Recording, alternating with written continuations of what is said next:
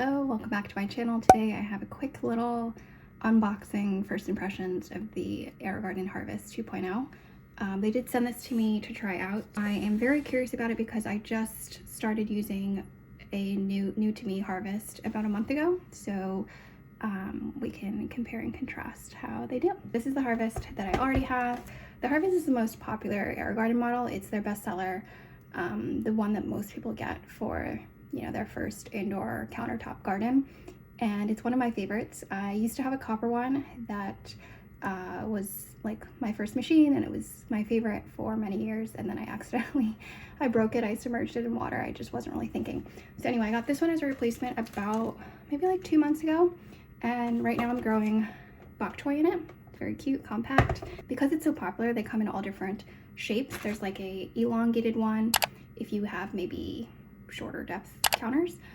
There's a circular one. They come in all different colors. This one's kind of like I feel like it's like a grayish blue, kind of matches my kitchen cabinets, which is why I chose this one. But they just came out with a Harvest 2.0. Let's unbox it and I will give you my first impressions.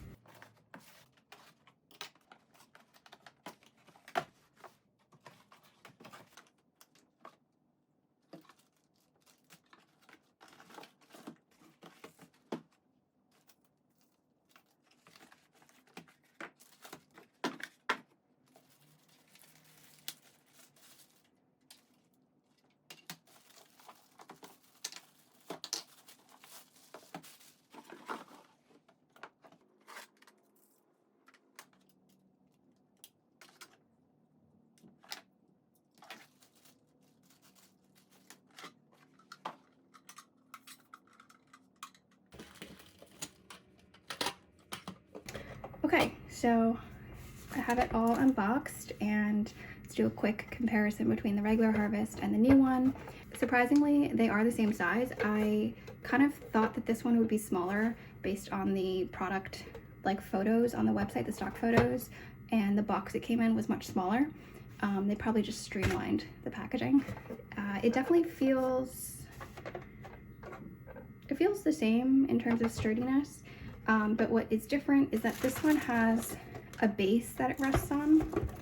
I don't know if you can see that there. And the base has the little buttons for the lighting, the nutrition, and just watering.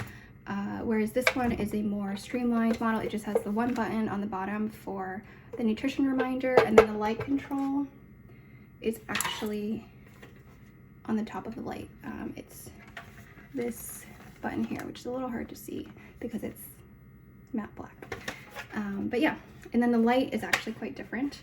So this one is fully detachable, comes in the panel, and then the height extender. The height extension goes up to 12 inches. It has this very handy little push toggle with these notches.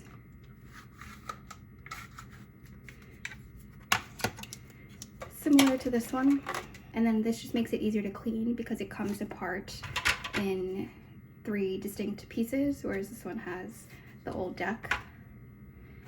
The other difference is the wattage. So the new light panel is only 15 watts, which when I saw that I was like, oh, why would they downgrade the light strength? This one is 20 watts. And what they said, well, what it seems like is the lights are much more concentrated on this panel. It covers the whole panel, which is nice, and it's supposed to be a more concentrated light dispersion, so less light leakage is lost, and the 15 watt should be equivalent to the 20 watt in terms of actual plant growth. So we'll see. That was definitely an interesting choice. I am curious about the light colors. We'll see once I plug it in.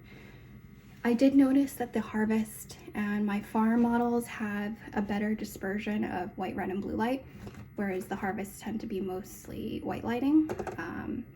So we'll see how the new one does. And then the other big difference is the grow deck and the water pump.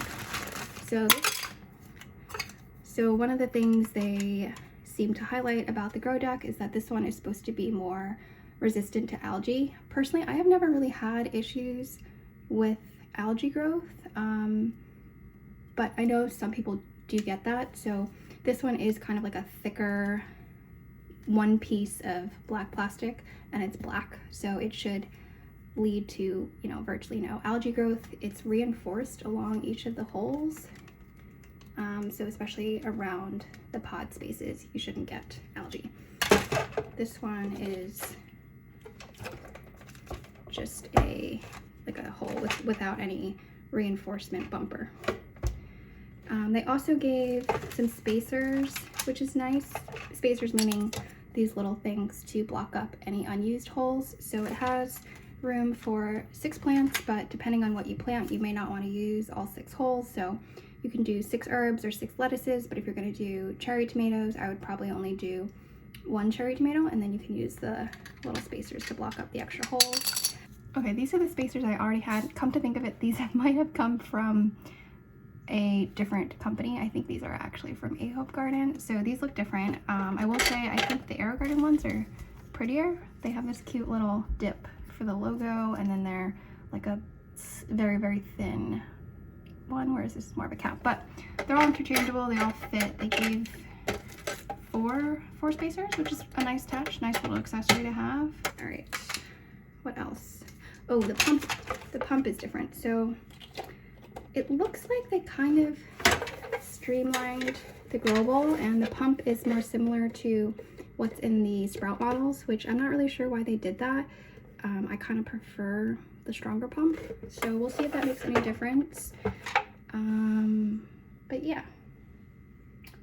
everything else looks the same. Oh, and then finally, another big difference is that they do not give you pre-seeded pods, so you don't pick which plants you want. It just comes with a packet of black seeded Simpson lettuce and empty sponges and essentially a little grow anything kit. So it comes with the plastic pods, labels, and you seed the seeds yourself.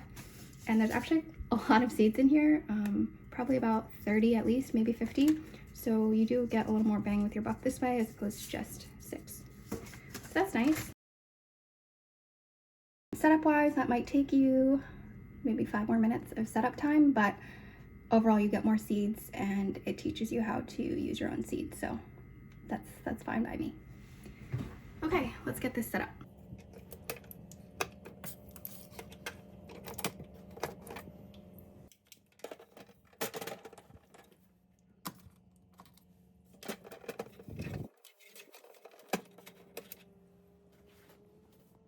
Okay, for now I just moved over some of the bok choy into here because I want to compare how they'll do. It's not like the most apples to apples comparison because obviously the bok choy are all different sizes, but just for now. The interesting thing is I feel like the pods don't sit flush in the new grow deck. I don't know if you can see that, but there's a big like 1/2 inch gap there because this rim is so thick. It doesn't sit nicely. And then I tried it with the new pods that they gave me just to check, and yeah, they don't sit very nicely, which I feel like is an odd design flaw. Like what? But it's not a big deal. I actually think it's okay because not on the Aerogarden models because they have a nice big water opening, but I have noticed on stuff like this is a Amazon alternative brand, the water opening is super small. It's this small little circle on the side, which makes it very difficult to water, and I always end up spilling water on the grow deck. So this is like a Aerogarden pod that sits flush, and I actually prefer using the Aerogarden pods because that way the water doesn't damage like the low leaves of the plants. But yeah, that's just an odd thing that they wouldn't make sure the pods sit a little nicer. Anyway, right now it's groaning because I didn't put water in yet, so we'll do that right now. While the water is filling up in my jug, something else that I noticed is obviously this one sits lower because it doesn't have this extra huge base at the bottom of it, but the light sits higher, so the distance between the light is a little higher. They're both at the lowest light light height. And so maybe this 15 watt is much stronger than this one, because usually the stronger the light, the farther the distance. So on my farms, there's a pretty big height gap between the lowest light setting and the deck. And so maybe this one is extra concentrated, and that's why even though the deck sits lower, the light sits higher. We'll see.